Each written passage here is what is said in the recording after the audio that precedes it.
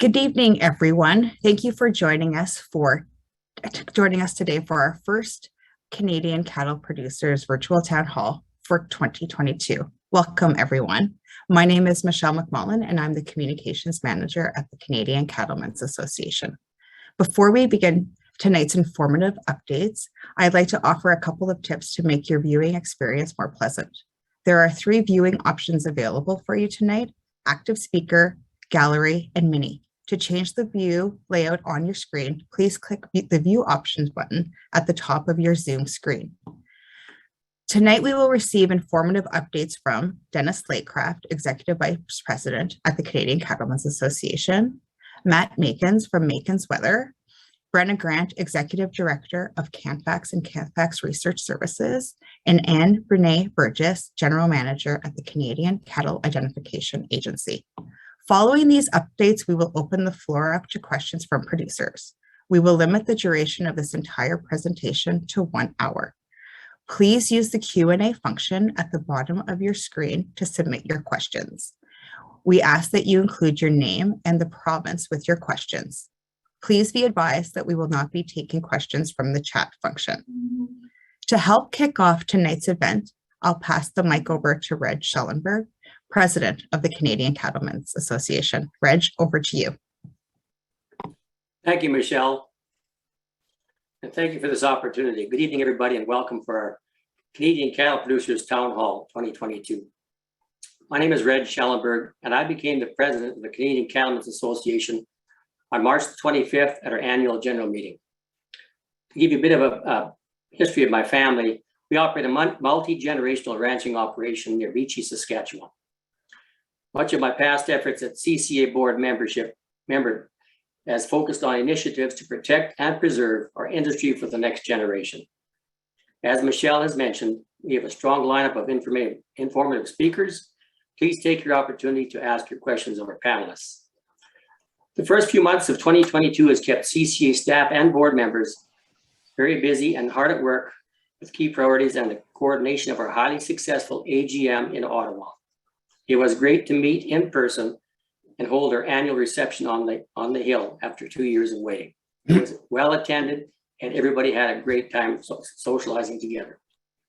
We were also very pleased to see a quick resolution to the work stoppage at the CP rail, with both sides committing to binding arbitration after 2 days to get the trains moving again and the much needed feed to cattle producers in Western Canada.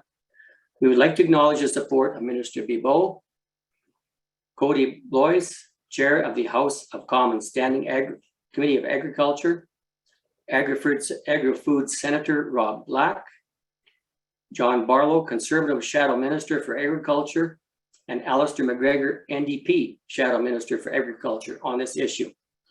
There's a lot on the horizon and it's an exciting time for our industry. I look forward to working with CCA board members, staff, and our partners and government to continue to build on the momentum of my predecessors and see success for beef producers across this country. With that, I will pass the floor to Dennis Laycraft, who will provide you with our CCA update. Thank you. Thanks, Reg, and good evening, everyone. Again, thank you for joining the town hall. As Reg mentioned, we had a very busy week in Ottawa with our AGM, and the Canadian Roundtable for Sustainable Beef had their semi-annual meeting. And we served certified sustainable beef to around 475 people at our annual reception on the Hill. We did begin the week with a press conference in the Parliament building on the CP rail lockout strike. And that was following a full court press the weeks before, as we met with many MPs. We met with the minister, a number of other ministers, staff, and of course we worked very closely with a number of groups as we went through those discussions, and certainly we're relieved on the Monday night when CP and the union agreed to move to binding arbitration.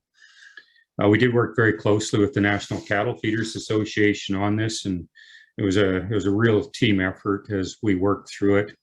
We also liaised pretty closely with the cropping sector as well. And, we'll work on some longer term solutions. And just to put into perspective the feed grain shortage that we were that we are dealing with, we need 1,000 rail cars a week just to meet the feed requirements in Western Canada. And we'll need that right up until August. Some of the issues we dealt with, I'll start with animal transport. Last winter, we were able to work with CFI to get a 4-hour extension to 36 hours when needed, provided the cattle arrive in good condition. The agency is also committed to look at the latest research that will be published this spring, and stated they look to be informed by that research and are prepared to open the regulations accordingly. We're also asking for a 500-kilometer exemption for the requirement for a transfer of care document. This request is actually supported by the research undertaken by Agriculture and Agri-Food Canada that demonstrated that 99.98% of cattle on short haul less than 4 hours reach their destination injury-free, and 99.95% of cattle on a longer haul also reach their destination in good condition. I'd like to particularly thank Rick Wright and the Livestock Markets Association of Canada for all of their input throughout these discussions. We did meet with our trade negotiators to discuss the need to achieve a high ambition in the Canada-UK trade negotiations based on the CPTPP and not on the CETA or the Europe Agreement. We also discussed the need to address the difference in the Canada and US veterinary certificates with South Korea that is leading to unnecessary segregation and affecting live cattle trade. And we also discussed our strategy to provide input into USDA's review of voluntary labeling requirements. And we continue to work to head off ongoing efforts to try and bring back MCOOL. We're now fully into discussions on the next 5-year agriculture policy framework, and we did meet with senior Agriculture and Agri-Food in Canada officials. We're advocating that they upgrade the current suite of business management programs while we all work on potential replacement programs. This includes eliminating the $3 million cap, restoring the payout rate, and making LPIP permanent, and getting the maritime program up and running, and getting cost-shared premiums for the price insurance programs. We're also working on potential upgrades to the forage insurance programs using high-definition satellite imagery. And some enhancements have already been introduced at the provincial level based on experience last year. The current government has made climate change their #1 priority. And we've worked very hard to get cattle recognized as part of the solution and to be recognized for our many environmental benefits. The government now does recognize our leadership in sustainable beef production and is recognizing the importance of grasslands, and in particular, maintaining native grasslands. They have announced over $1 billion in funding to agriculture research and agriculture programs, but what's new is they're basing on kind of a partner in solutions approach, and we've been working with them on that. With our 2020 National Beef Strategy goals, I'm confident that we are well positioned to get funding to support our initiatives and to influence the way these programs are implemented. We're also working on improved ecological goods and services programs and payments, and we just about need a whole town hall itself to get into that issue, but we'll be certainly bringing more information forward as that develops. We continue to monitor the drought situation very closely and met with all of the provincial presidents and CEOs at our AGM. Hopefully growing conditions will be better this year, but there's ongoing work in the event that additional support is needed, or if that we have areas with continued drought. So that kind of leads us to our next panelist and our partnership with CanFax to provide the most advanced weather information and forecasting possible. So with that, I'm going to turn it over to Brenna Grant to introduce our next presenter. Thank you, Dennis.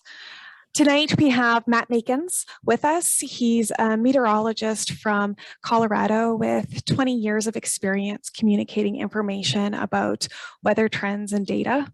He runs Makins Weather, which provides seasonal and long-term outlooks. And some of his clients are CattleFax, which is well known by many of us here, as well as other industry groups in the United States and Australia. He is providing us with quarterly written reports, with seasonal outlooks, with Canadian maps, with breakouts by region and province. And those are available on the CanFax website if you're looking for that. And the most recent one was from mid-March. And so that's now available. And we're excited to have Matt with us over the coming year. And in 2021, he was named Best Local TV Weather Forecaster in Denver by a local media outlet. And so welcome, Matt, and I'll turn it over to you. All right, thank you very much. You can see the monitor behind me, but I'll share my screen just so it's easier for you to follow along with the graphics. And we'll lay out everything that's going to be happening throughout the course of the year. So there comes your graphics at you. And basically what I really feel like we need to talk about is always the preparation and the risk management that comes along with weather and all of these concerns. So thank you for including me in this very important town hall. I take weather extremely seriously. I come from an agricultural background. My family still farms in the northern plains of the US, even though I'm based outside of Denver, close to CattleFax and NCBA. So my philosophy on the weather is to focus our efforts on minimizing that long-term impact to our operations, and we do that best with preparation. I believe weather is cyclical. I think we develop forecasts to be best are those forecasts that are rooted in the probability of occurrence, not what models say. They have to be based on probabilities, what's most likely to occur. What I'm going to discuss today is rooted in that philosophy of probability-based forecasts and outlooks. I'll make mentions of uncertainties as they arise in today's presentation. I think transparency is not necessarily common when it comes to weather communicators, so I'll show you where I'm transparent, and I think that goes hand in hand with any good weather presentation. So to begin, I put together a brief overview how the globe is doing, what the weather has been doing here recently, and why it's been doing that. We'll see why the storm pattern was created, how long it can continue, the global vegetation, where did we benefit in those areas, where have we lost some good growth in other areas, as well as cattle areas. And then we'll focus on Canada's outlook for the rest of the year, and I'll also hint into early next year. So to begin, let's start with the sea surface temperatures. And what you see here on your screen is, this is a snapshot from a satellite. Areas of oceans are either warmer, the yellow shades, or colder, the blue shades, and that's colder than average. Areas of warm ocean cause humid, warm air to rise up, and that creates storm systems, and then they move downstream. So it's critical to know where those warm areas of ocean are. Now, as far as cold areas of ocean, that is a bit more of a problem. That takes away storm systems. So oceans are critical generators of weather systems, and since the ocean conditions change very slowly, they don't change rapidly at all, they're a very good basis, a good firm foundation for seasonal weather prediction. So based on these conditions, it's a very good place to start for sure. Now, that is quite true from late fall through early spring, season we're just coming into and will be out of soon. In our part of the world, it's really tied into ocean conditions this time of the year. So with that, let's break down what's been happening. Now, the sea surface temperatures remain colder than average in the box I just illustrated for you. That's the equatorial Pacific waters, and that's what creates La Nina conditions to be colder in that box region. Cold water means that area is absent from storm development. And over such a large area, the entire globe, its weather pattern will be affected by lack of storms there. It will compensate by sending storms elsewhere. And the opposite true if that were El Nino, it'd be warm there and generating lots of storms. Now we're beginning to see some changes in one section of La Nina, and that's close to South America.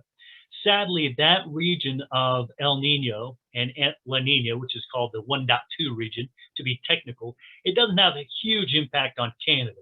It does have a bigger impact on trade partnerships with Mexico, the US.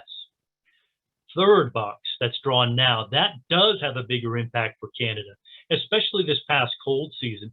That's colder than normal water that remains in the Gulf of Alaska. Let me explain why that's so critical for us across Canada and the northern US too. For North America, a very basic storm pattern is drawn now using that arrow. The warm ocean water in the central Pacific, as we discussed, it creates It creates storminess, creates thunderstorms. Eventually, those storms become a storm system. However, as the storms pass over the Gulf of Alaska, it takes away some of the moisture. It's not warm, it's a cold area. So it robs the storm systems of some of that valuable water.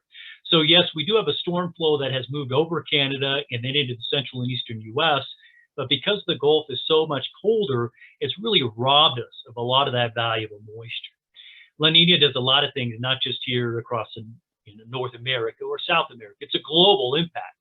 So I'll use a satellite product, and that's what you see there. It detects the health of vegetation. Grains are very healthy plants. However, areas have poor plant health as a result of La Nina and some of the associated storm tracks.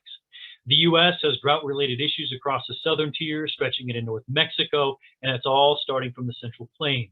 Much of Brazil has favored from a wet pattern, but southern Brazil to northern Argentina in a drought with highly stressed plants. Southern Mediterranean started the season off poorly, but has since improved. Healthy vegetation for the most part across India and Southeast Asia. And then we get into Australia, and wetness has favored eastern parts of Australia and North Australia, where vegetation is much healthier than last year. And that's really true in the sugarcane production areas, which helps molasses for feed suppliers. Now, I want to zoom into three particular areas of interest.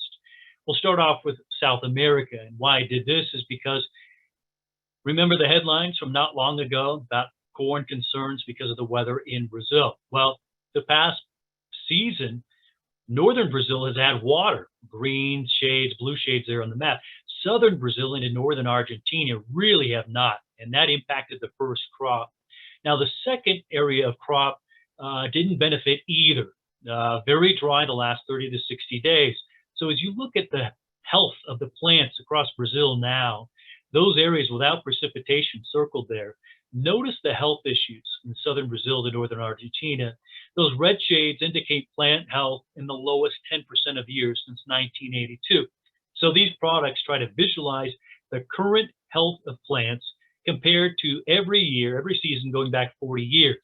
So to be in the lower 10% implies you're in the top 5 of worst plant health, or top 5 of worst crop conditions. Now the outlook through June shows more dryness than moisture. That would be a good indicator for La Nina to continue. If Bahia here in Brazil were wetter, we'd actually have a better indication of El Nino kicking in for next year. Let me quickly talk about Australia because of the sugarcane and molasses impact. Past season moisture deficits across the north have been pretty substantial. They're only getting half or so of their allotted water. But then you look right in here, the sliver over the east, that's 200% of normal precipitation. And that does extend into the sugarcane areas. So that has helped the sugarcane crop, and the health for most sugarcane areas has really been quite good this year compared to last year and the year before.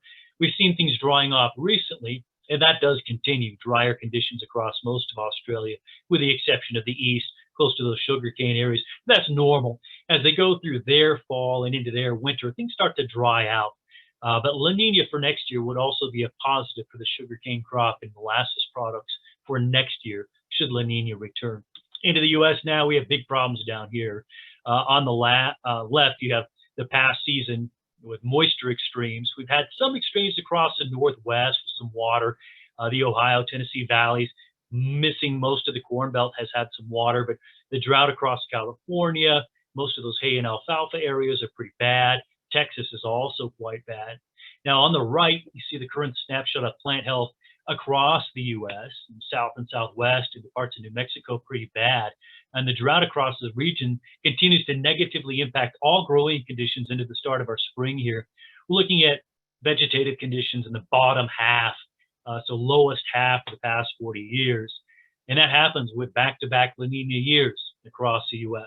This will be an impact on the American Corn Belt this growing season, drought for much of it, as well as hay and alfalfa growers. Yet again, another year where things are going to be poor for most of those producers, I'm afraid.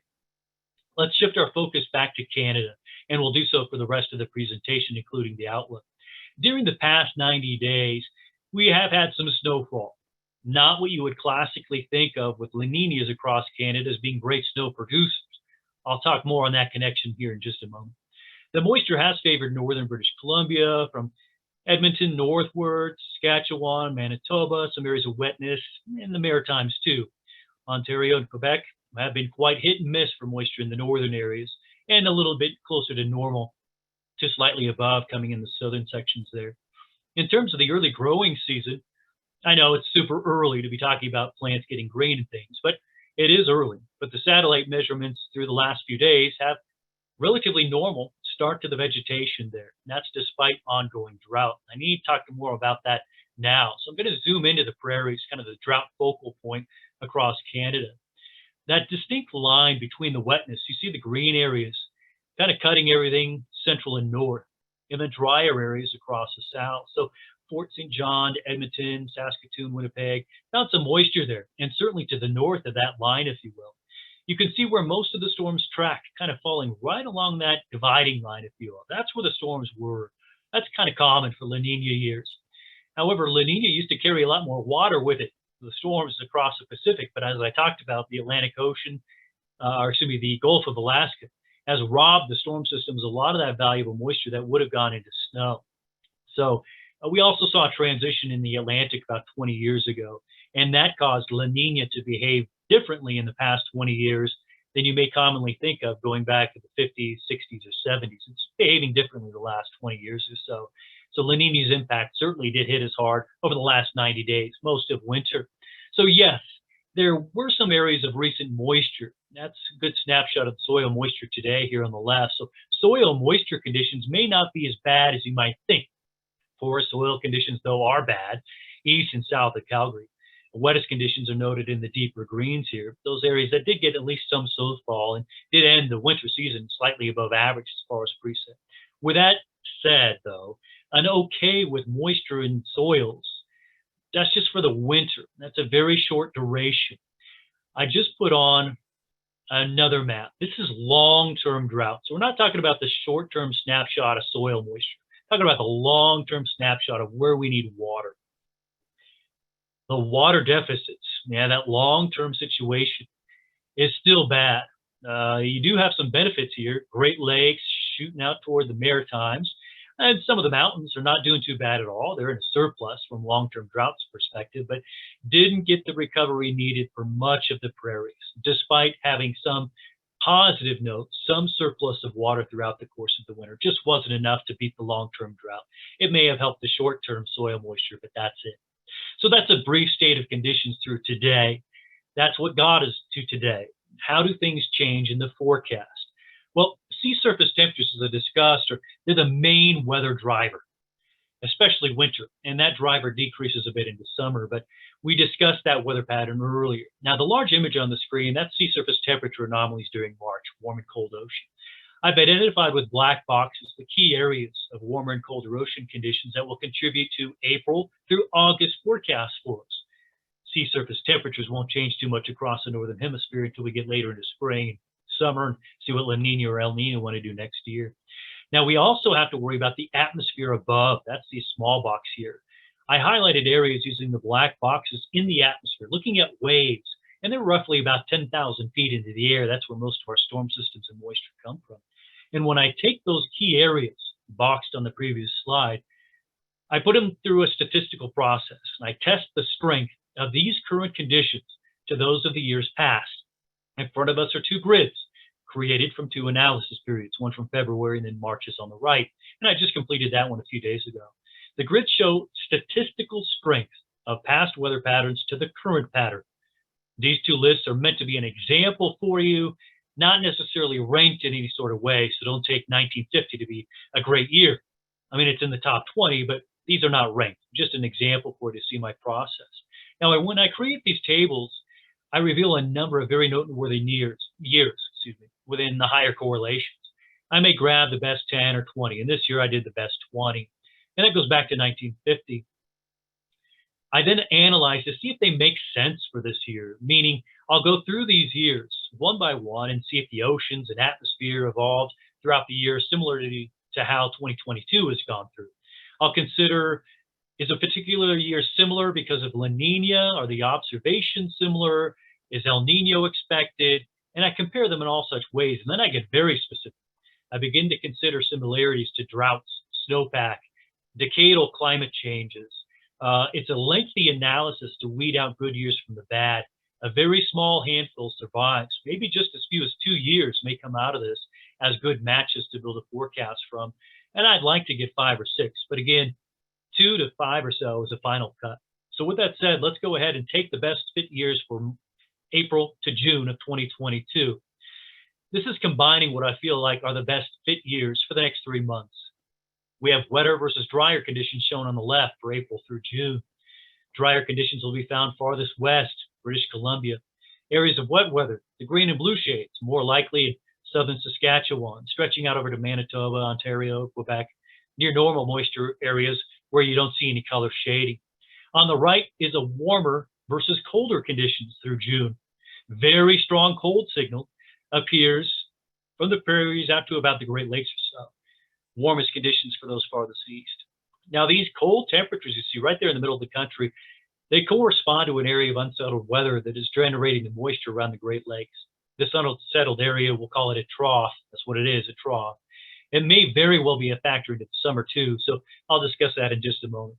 In full transparency, my analysis gives me about an 85% confidence in the forecast you see here. Dry west, wet periods for the prairies, wet periods around the Great Lakes, and cold across the central and east. That can help with the drought situation if we do get that moisture. Before we look farther into the future, let's take a closer look at month by month. Our best chances for moisture will come in May. You see the greens and the blue shades here in April versus what happens in May. May, based on the history, we improve things quite a lot, get much more moisture coming through. The exception will be the far west coast. But again, out of the next, say, 2 to 3 months, May and also into June, may be the best chances for some water. Now to summer. Let's go June through August. We have the history-based projections for the summer shown now. It's on the left and also the right are temperatures. The dry areas do continue for British Columbia. Prairies likely remain largely drier than average in the drought zones. Drought feeds drought. It's a cycle. It takes a lot to get over a drought, so plan on more drought conditions there. Water likely to the north, where it has been throughout the course of the winter. And as far as temperatures, drought feeds warmer temperatures, so it will be warmer in the southern prairies in British Columbia. I'm most cautious about that dryness, though, we see in Ontario and Quebec to the Maritimes, indicated here. Looks quite dry. I think the analog years, the best fit years, are too dry. I think these areas will actually favor from a bit more moisture than what you see here, and they'll also have colder temperatures versus what you see here. It's part of that trough we talked about in the central part of the country. I don't think it dies and goes away. I think it does linger into summer to bring some of those changes. But again, you have summer based on left and right images here. Probably not the best news for the drought area. All analogs point to more drought there, stretching into the northern U.S. drought areas as well, including northern South Dakota, where my family farm is. So it's not the best situation for getting water. And with drought conditions there, we really will likely see very warm temperatures as well. Now, if you look month to month, June, July, and August are displayed now. June is most favored by a little, unless you're, say, in Ontario and Quebec. All 3 months are likely to be dry if the current analog forecast, the best fit years, continue to pan out. I hope my hunch works out so we can get a little bit more water in there and some cooler conditions. So again, in full transparency here, if I judge my summer forecast or those best fit years forecast, I give it about a 70% confidence. In what we have over the next couple of months is several more analyses. After each month, I redo all of these years, create a new list. And from that list, we may begin to see a wetter period off to the east or even for the prairies. But right now, we do not have that. Until we get into April and see what April has done in total, my confidence for the summer stays at 70%. That's still quite high for a summer forecast.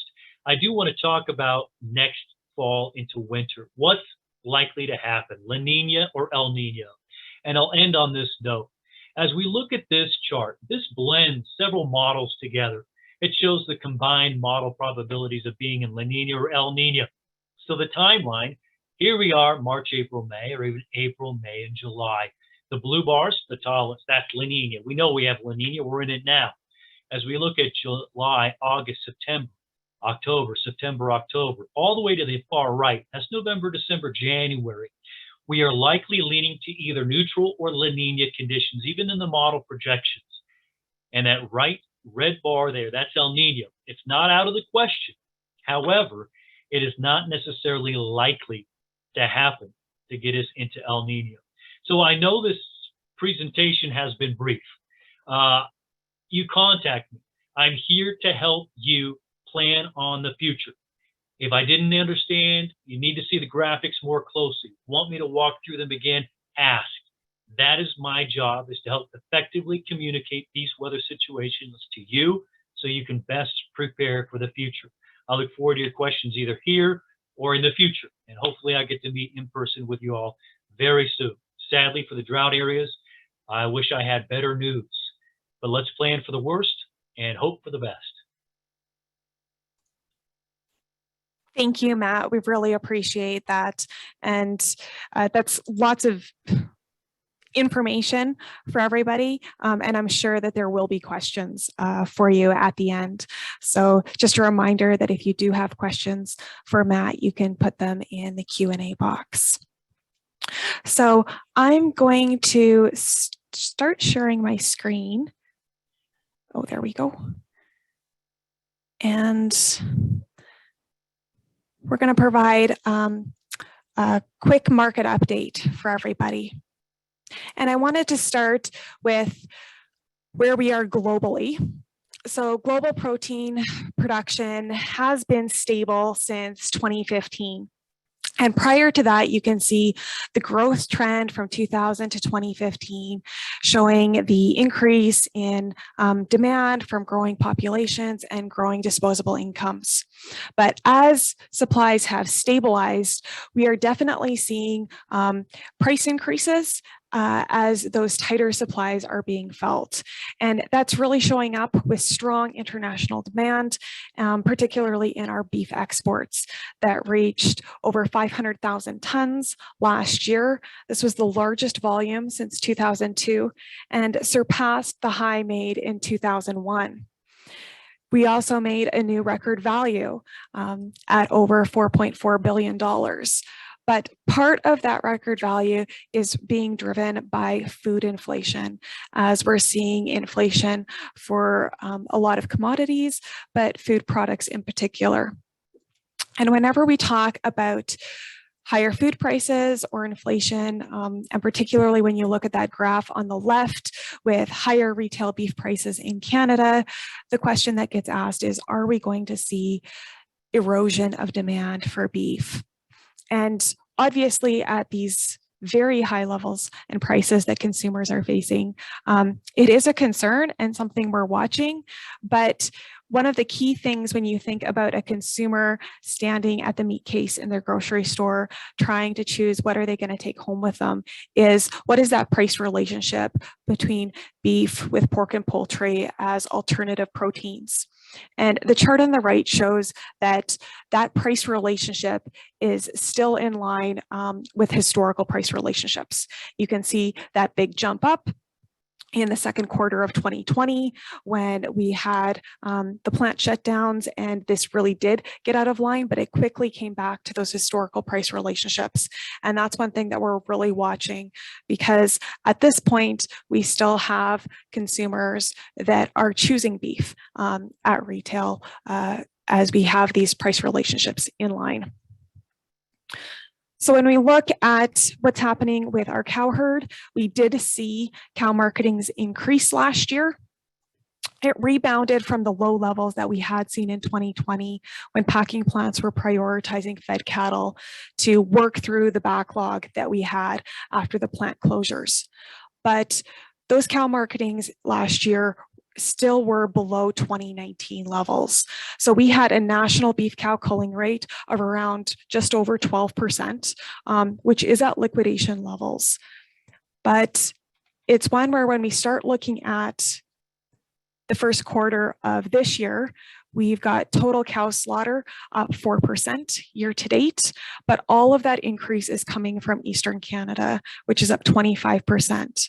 And that could be partly due to some changes in how overproduction of quota is being dealt with in the dairy sector. But right now it appears that packing plants in the East are prioritizing cows, versus in the West, you can see that we would normally see a decline in cow slaughter starting about mid-March. And that actually started a full 4 weeks earlier in mid-February. And so cow slaughter in the West is down 2% year to date. And that combined with January exports that were steady with last year actually drops us out of liquidation levels for cow marketings in Western Canada at this point. But we still have beef cow inventories down about 1% on January 1st to about 3.5 million head. So when looking at those tighter supplies of cow marketings, we have seen a seasonal spring rally with Alberta cow prices up at about 96 cents. This is 9% above year-ago levels and the strongest for this time of year since 2017. But it remains behind the Ontario and US cow prices. And cow prices overall are really being supported by strong trim prices and reduced imports of manufacturing beef into both the US and Canada. Looking at the US side of things, their beef cow numbers on January 1st were down 2.3%, and that brings them down 5% from their 2019 peak. And the US, as we saw in the graphs from Matt, they are still in drought, and their beef producers are liquidating. Their beef cow slaughter is up 16% from last year. And so we know going forward that we have a smaller calf crop coming forward. And that is expected to start tightening supplies in the second half of this year. But before we get to then, we still have large supplies to get through. We've got total federally inspected slaughter up 2% year to date, with federally inspected slaughter up 2%. And this is the exact opposite story as cows, where in the West, our fed slaughter is up 3%, whereas it's down in the East. And it appears that packing plants are prioritizing fed cattle in the West. And last year, we saw really high slaughter rates, and packer utilization levels averaged about 94%. That surpassed the previous high made in 2004 of 91%. And we continue to see those high levels of utilization rates here in the first quarter of 22. And we really need the packing plants to continue to operating at these high utilization rates, because we have ample supplies of cattle on feed in both Canada and the US that need to be worked through. March 1st, cattle on feed numbers were up 9% from last year and 13% from the 5-year average. And despite the fact that we've had placements below year-ago levels since October, we still have large numbers of cattle on feed for 120 days or more that need to be worked through in the next 3 months. It's going into the second half of the year that we're going to start seeing supplies tighten up with those smaller placement levels in Alberta and Saskatchewan. In contrast, US cattle on feed continues to be large, and with the exception of January, their placement levels have actually exceeded year-ago levels throughout the winter. And February placements were actually 9% higher than year ago. And so expectations of when US fed cattle supplies are going to start tightening is being pushed further out, potentially into the fourth quarter. In terms of what's been supporting our fed marketings here in the West, it really is a story about feeder imports. And in the second half of 2021, our net feeder import numbers were very similar to the prior year. And this is going to keep fed cattle supplies ample in the first half of this year. In January, we remained a net feeder importer, but this is one where that number is shrinking. But as we see this number shrink, we also need to remember that our feedlot capacity expanded 19% in the last 7 years, and many of those pens are relying on feeder imports in order to fill them. But we are expecting these supplies to tighten going into the third quarter. And it's with those relatively tighter supplies in Alberta and Saskatchewan that we're expecting a stronger basis. We've seen a weaker basis here in the first quarter, but expecting that to really change here over the next several months. Last Thursday, we saw USDA release their prospective plantings report. And the real surprise was the fact that corn acres are projected to be down 4% from last year. And we've got to remember that this report was done the 1st of March, and over the next 30 days, as producers get into the field, there is potential for this to change. But overall, looking at US producers planting less corn and more soybeans, and the market really responded with the corn futures up and the feeder futures dropping down with that price pressure on feed costs.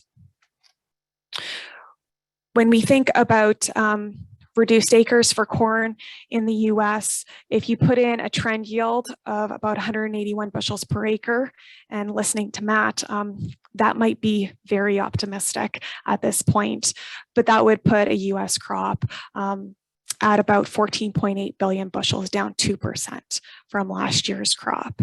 And the US currently has very tight ending stocks of projecting to be around 1.4 billion bushels at the end of this year. And so if that crop is smaller with a smaller yield, that's going to put price pressure on corn this fall. Agriculture Canada came out with projections for barley earlier in March, actually, with acres of over 8 million acres, yields rebounding to be only about 6% below 2020 levels. And this one obviously very much assumes normal weather conditions, and really depending on that potential moisture that Matt was talking about in May.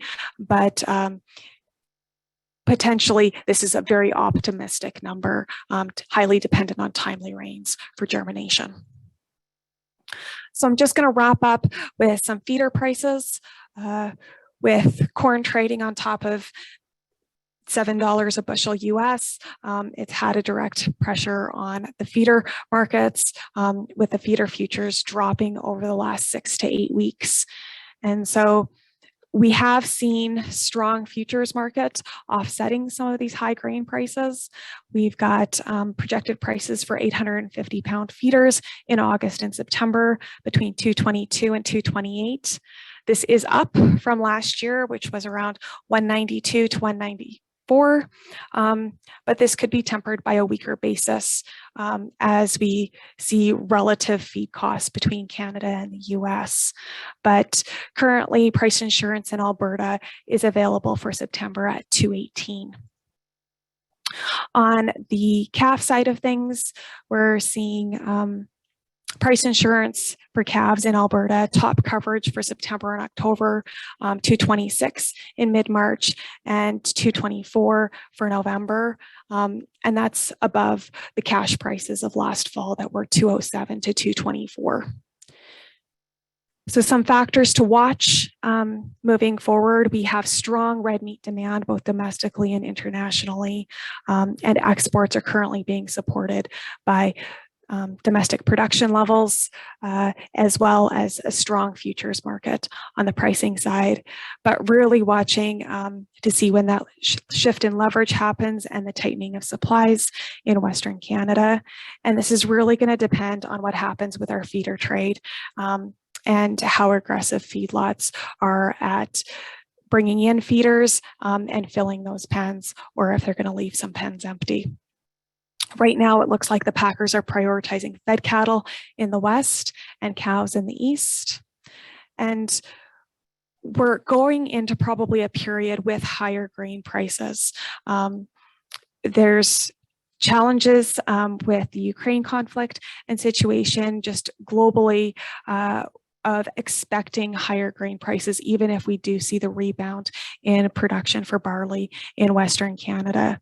And there's lots of questions right now on how long that is going to persist, what can be the global production response on the grain side, and who is going to be supplying some of those food insecure nations that Ukraine had previously been supplying, or will they be priced out of the market? And right now, when we think about price inflation, it's just recognizing that our input prices are increasing faster than our output prices, really putting pressure on profitability and equity. So with that, I'm going to hand it over to Anne with CCIA. Thank you, Brenna. Good evening, everyone, and thank you for the opportunity to provide an update on the availability of beef tags. Since the beginning of 2022, we've been experiencing some inventory delays caused by shortage of raw material, labor issues, freight, probably no different than some of the other commodities that have been short supplied and been difficult to obtain in the last little while. The good news is the situation is improving. We have been receiving good inventory every week from our 5 manufacturers. So we are receiving approved beef tags weekly. And some manufacturers are doing a little bit better job at keeping up with demand than others. But in most cases, we have been able to obtain products. Having said that, I think it would be very prudent for producers to plan ahead to order tags or obtain tags prior to needing them. Anyone can go on the CCI web store and place an order now, even if your favorite tag, brand, or kind shows as back ordered. By placing an order now, you would secure your place in the queue, and when product becomes available, you would maintain your priority in when tags will be sent to you as soon as they become available. For those in immediate need of tags, there are a significant amount out and about. CCIA works with approximately 650 retailers across the country, and some of them have good inventories on hand. So if your local store is unable to supply you with what you wish to use, you could also consult the list of dealers posted on our website at canadaid.ca, or you may simply want to give us a call at CCI and we'll help you locate some tags for your immediate needs. I think it's important to remember that you may have to consider using a different brand. As I just mentioned, there are 5 manufacturers that offer 7 different kinds of approved tags. So that may mean that you have to consider something a little bit different than what you've used in the past. It's also important to remember that each tag has to be applied with its own applicator for best retention and best results. So it may affect the way you're doing things. It may affect some of your choices, but definitely there are some tags out there if animals need to be moved, and enable everyone to remain compliant with the regulations that say that animals have to be tagged before they are transported. So just a brief update, we put, if we have new information, we post it on our website again. We try to inform our members for their newsletters. We also use social media to keep everyone abreast of the latest news. There's not a lot of specifics to share tonight, other than things are improving, and that we hope that you are not short and in need that are not met right now. But if we can help you in any ways, please call us at CCI. Well, thanks, Dennis, Matt, Brenna, and Anne for your presentations and updates this evening. We are now going to start the question and answer portion of the evening. So we're now taking questions through the Q&A function at the bottom of your screen. Please type your question using that feature. And if you can include your name and province, that would be very helpful. We also have a number of staff, CCA staff, who are going to help respond to your questions live or by text. So to kick off the Q&A session, I know that our president, Reg, has a question for Brenna. Reg, take it away. Thanks, Michelle. So, Brenna, referring to the cull cow contraction in Canada, that was a January 1st statistics that was shared. Is it safe to assume that when the first quarter is completed, the data is available, we will actually see an increase in the number of cattle that were culled January, February through March because of the drought situation? So that actually is, we have a delay on the export side, but we know at this point that cow slaughter in Western Canada was lower than last year. And that's just as packing plants are prioritizing getting fed cattle through the system. But even when we look at our exports being steady, what I'm actually expecting is that there might be some changes here in the second quarter. The concerns that we've heard from producers is about having feed supplies run out before they have grass available. And what is the condition of their grass available? Are they going to get timely rains? And so that's some of the concerns, but I've also heard anecdotally that there are bred cows trading at fairly good prices right now with buyers out there. And so they're going back to cow-calf operations and not being slaughtered. Thank you. Thanks, Brenna. Our next question was submitted by email before tonight's presentation, and it's from Lynn in Saskatchewan. And it is for Matt. We seem to be getting more days of persistently high wind. Is this an accurate observation? And if so, can we expect this trend to continue, or is it a short-term phenomenon? Anywhere east of the Rocky Mountains, from Canada all the way down to the south into Mexico, you classically will get wind events during La Nina years. And it's more recently, I believe it's been emphasized for the same reason that I talked about their drier systems moving in. The Gulf of Alaska is cold. It's not sending the humidity into the air for the storm system to energize with. So we're getting the storm track to move in, starts to move in from British Columbia into Saskatchewan, then dives southward. And as the systems are drier by that point, because of what's happened over the oceans, there is even more energy to create wind. So La Nina itself creates wind events because of how the jet stream flows and stronger wind for that matter. And then you add on top of that this layer of the Gulf of Alaska being colder. So the storms are still there, but they're drier. And that brings in even stronger wind. So it's twofold. It's La Nina is causing it, causing most of it. But also, yes, it's not necessarily the La Nina of years ago. This one is a little bit more unique in that the storms are drier. So yes, you're observing something somewhat different, although La Nina years in total are windier years. Thanks, Matt. Our next question is from Joseph, and it is for Brenna. It's a two-part, Brenna. Is what is happening overseas going to play a large factor in corn, barley, and wheat when it comes to feed and the cost of feeding? Is it looking like it's going to play a factor in fall calf prices? And is the increase in fuel prices going to call for higher feeder prices? Yeah, so this is one where feed prices right now are really being set globally.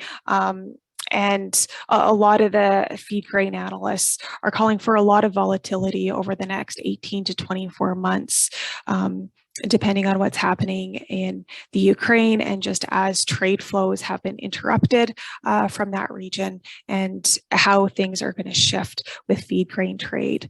Right now, it has really been a competition between corn and vegetable oils such as soybean, but obviously that impacts our local canola market. which has been very strong.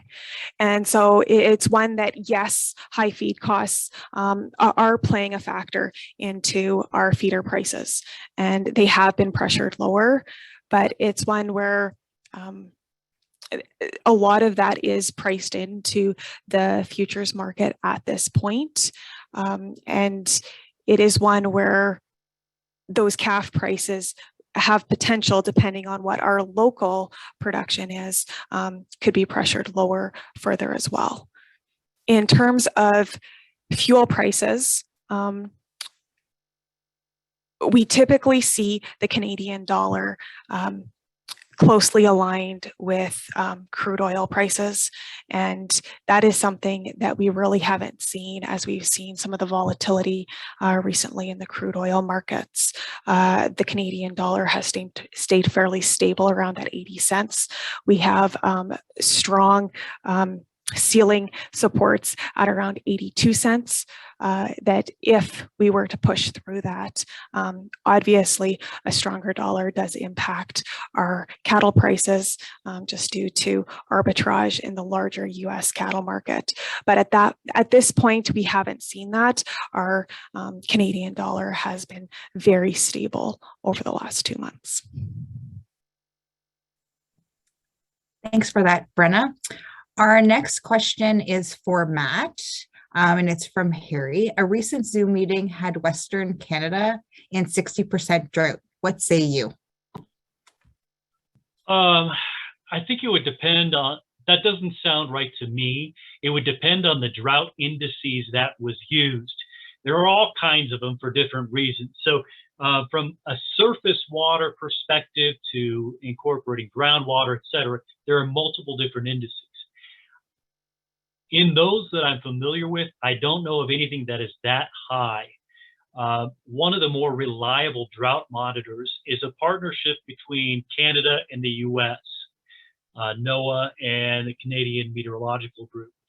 And in that monitor, considering abnormally dry through all drought categories, that's only 13 to 14% across the entire country considered in drought. So there may be a specific index used that might have just been talking about surface water, or more of a contribution from, say, snowpack that addresses your question, but I'm not familiar with what index would have been referenced, because it doesn't match a lot of the more common ones that we're used to using. So if you want to send that to me and I can verify it, happy to do so. But with what I'm familiar with in most of the drought monitor products, it's not nearly that high.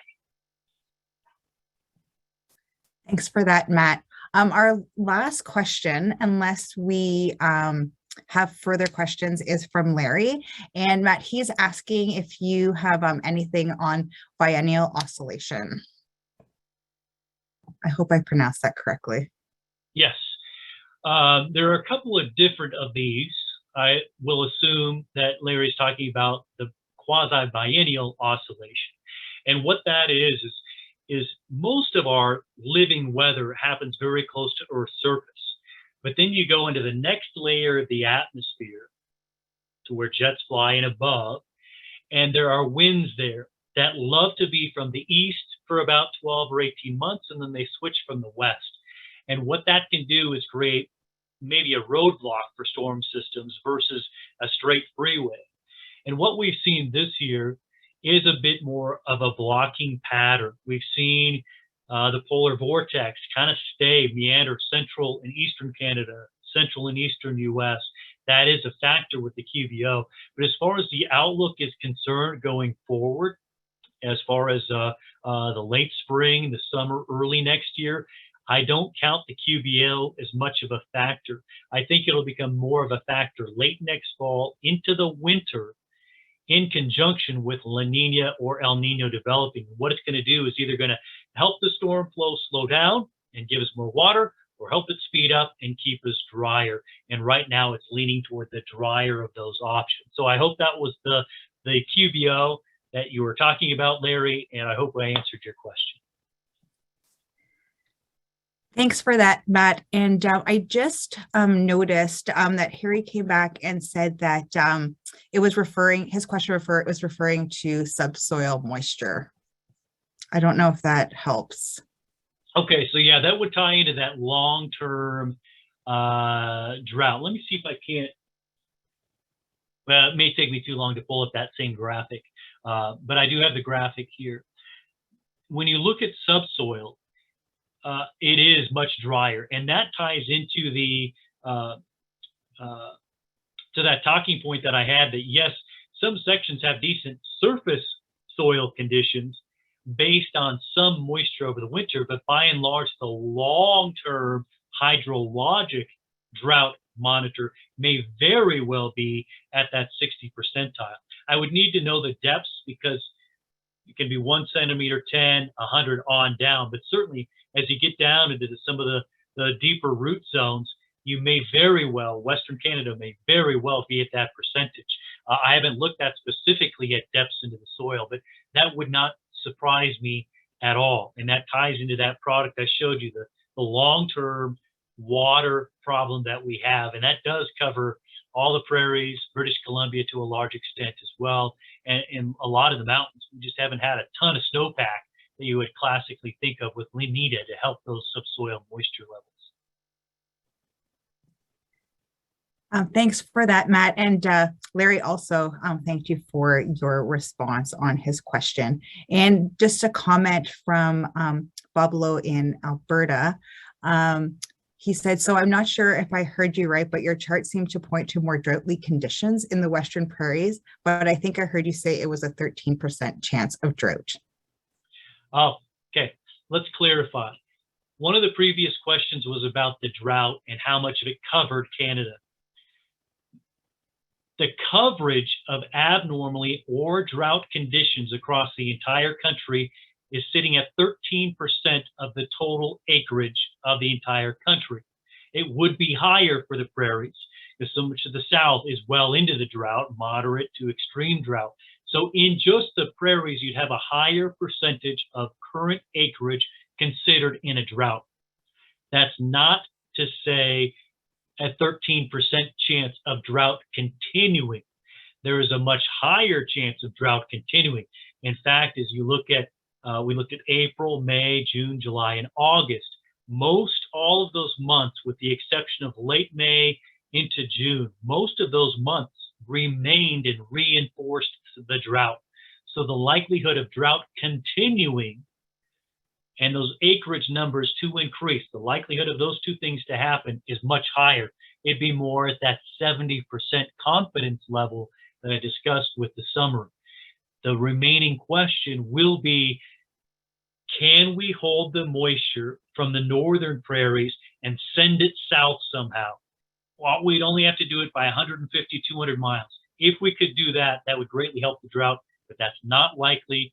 That's why 70% likelihood the drought continues and grows on top of the 13% total acreage we currently have across Canada considered to be in a drought. I hope that's a great question. I hope that clarifies the understanding between the two. Thanks for that, Matt. Bob said that makes sense now. We have one last question before we close out the Q&A. And this question comes from the Maritimes. Matt, this is for you, I believe. Do you believe in climate change, and what is your prediction for the Maritimes this year? There certainly is an element of climate patterns shifting and precipitation patterns shifting as we've gone through recorded history. Temperature patterns have shifted as well. And I've done my own studies showing how precipitation patterns are shifting to the north and west as we've gone decadally throughout time. Temperatures will fluctuate as well. Drought frequencies have fluctuated too. So there is that element. And what climate change needs to be studied more thoroughly is, how does the snow and ice pack in northern Canada, in the Arctic, on most of these bays, how is that sending a different signal into the mid-latitudes? We tend to focus so much on the pole or the equator that we kind of forget everybody in the middle. And where does everybody live, pretty much? We are all living in the middle. So there's a great deal of the climate scientists that need to study those impacts.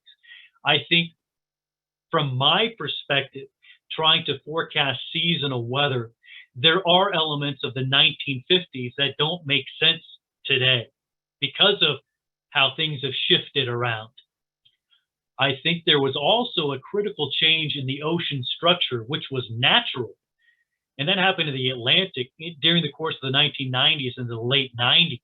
And as the Atlantic began to shift in a normal fashion, it does so every 30 to 40 years, and the Pacific does well, that changes how La Nina will behave.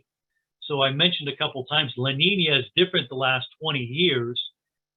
And that was largely due to a natural change in the Atlantic Ocean that changes things elsewhere in the globe.